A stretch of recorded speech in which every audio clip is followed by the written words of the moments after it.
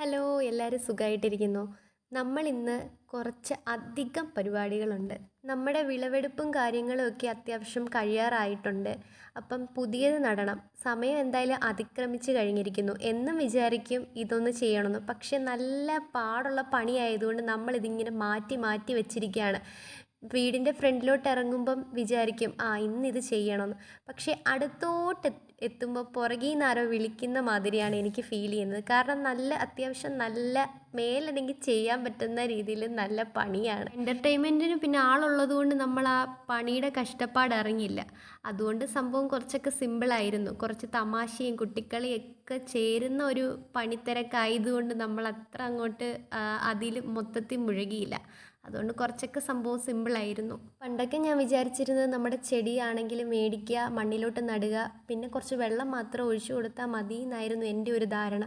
പക്ഷേ ആ ധാരണയെല്ലാം വെറുതെ കണക്കുകൂട്ടലായിരുന്നു എന്ന് മാത്രം പിന്നീടാണ് എനിക്കത് മനസ്സിലായത്. മാർക്കറ്റിൽ എന്തൊക്കെ ടൈപ്പ് സാധനങ്ങളാണ് ചെടിക്ക് വേണ്ടിയിട്ട് ഇറക്കിയിരിക്കുന്നത്, ഇപ്പോഴും അതിൻ്റെയൊക്കെ പേര് ചോദിച്ചാൽ എനിക്കറിയത്തില്ല കേട്ടോ. നമ്മൾ ഫുഡ് കഴിക്കുന്നത് പോലൊക്കെ തന്നെയാണ് ചെടികളുടെ കാര്യവും. വെള്ളം മാത്രം പോരാ, ഫുഡും വേണം ചെടികൾക്കും.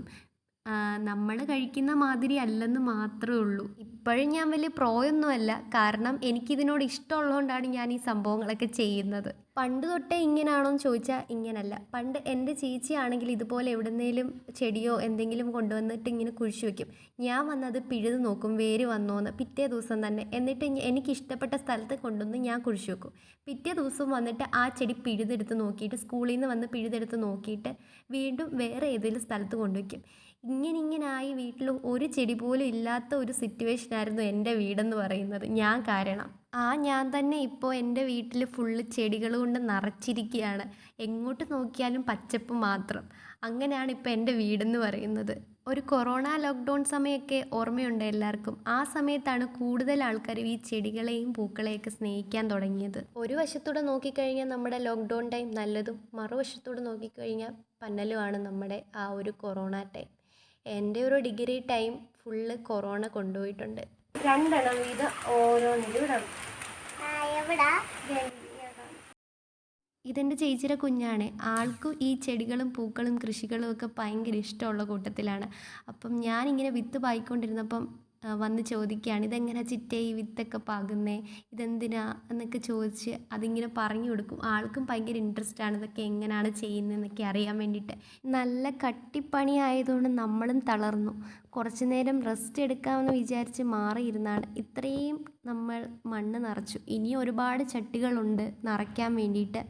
അപ്പം ഇനി നാളെ ബാക്കി എന്ന് പറഞ്ഞ് ഇരിക്കുകയാണ്. പിന്നെ ഞങ്ങൾ കുളിച്ചൊരു ചായയൊക്കെ കുടിച്ച് ഇങ്ങനെ ഇരിക്കുകയാണ്. കുഞ്ഞുള്ളത് കൊണ്ട് പിന്നെ ഭയങ്കര എൻ്റർടൈൻമെൻറ്റ് മൂഡാണ്. എപ്പോഴും ജില്ലെന്നിരിക്കും. എന്നെക്കാട്ടിലും ഇൻട്രസ്റ്റ് ആൾക്കാണ് വീഡിയോ എടുക്കാൻ വേണ്ടിയിട്ടൊക്കെ. ഇന്നെടുക്കുന്നില്ലേ ചിറ്റേ, നമുക്ക് വാ വീഡിയോ എടുക്കാമെന്നൊക്കെ പറഞ്ഞ് ആദ്യമേ ചാടുന്നത് ആളാണ്. പിന്നെ പുറകെ ഞാനും അങ്ങ് ചാടും. കാരണം ഒരാൾ നമ്മളെ സപ്പോർട്ട് ചെയ്യാനുണ്ടെങ്കിൽ ഇതുപോലൊക്കെ ഭയങ്കര ഇൻട്രസ്റ്റിംഗ് ആയിരിക്കും. എടുക്കാനാണെങ്കിലും വീഡിയോസ് എടുക്കാനാണെങ്കിലും കണ്ടൻറ്റൊക്കെ പറഞ്ഞു തരും കേട്ടോ. അങ്ങനെയാണ് ആൾ.